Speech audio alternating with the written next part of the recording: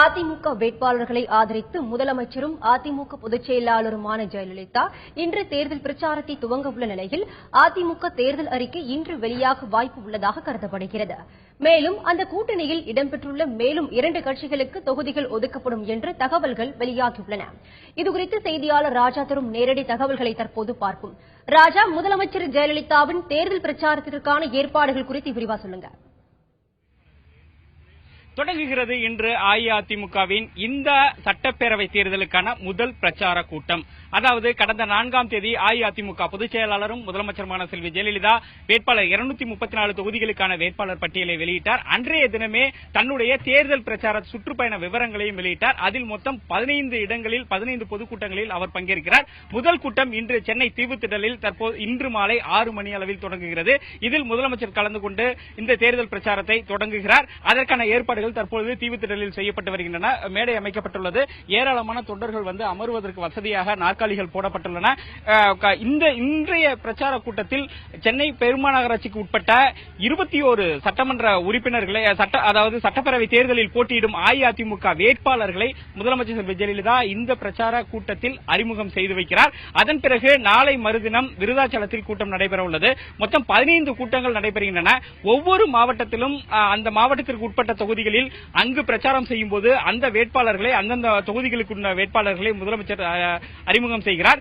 இன்று மாலை 6 மணியளவில் பிரச்சாரம் தொடங்குகிறது. அந்த பிரச்சார கூட்டத்திற்காக தற்பொழுது மேடை தயாராகிறது.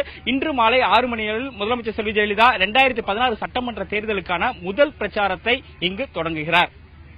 ராஜா, அதிமுக கூட்டணியில் இடம்பெற்றுள்ள கட்சிகளுக்கு தொகுதி ஒதுக்கீடு செய்யப்படுவதற்கான வாய்ப்புகள் எப்படி இருக்கு?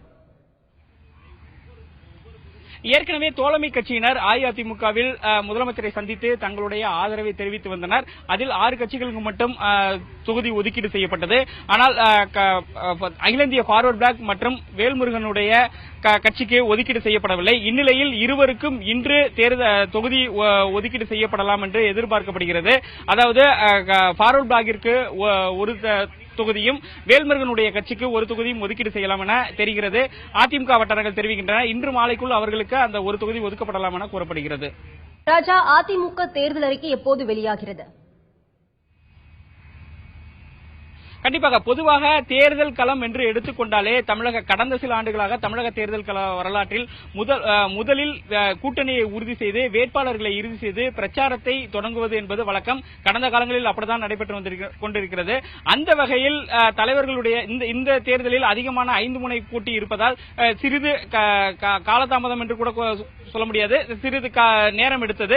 தற்பொழுது இன்று முதல் முறையாக இன்று பிரச்சாரத்தை தொடங்குகிறார். தேர்தல் அறிக்கை பெரிய அளவில் எதிர்பார்க்கப்பட்டு வருகிறது. என்றால் கடந்த 2 தேர்தல்களில் தேர்தல் அறிக்கை பெரிய அளவில் பேசப்பட்டு வருகிறது. திட்டங்கள் விலையில்லா ஃபேன் மிக்சி கிரைண்டர், அதே போல் மடிக்கணினி, ஆடு மாடு உள்ளிட்ட இந்த திட்டங்கள் பெரிய அளவில் பொதுமக்களிடையே வரவேற்பை பெற்றிருந்தன. ஆகையால் தேர்தல் அறிக்கை இன்று வெளியாகலாம். அஇஅதிமுகவினுடைய தேர்தல் அறிக்கை இன்று வெளியாகலாம் என்று எதிர்பார்க்கப்படுகிறது.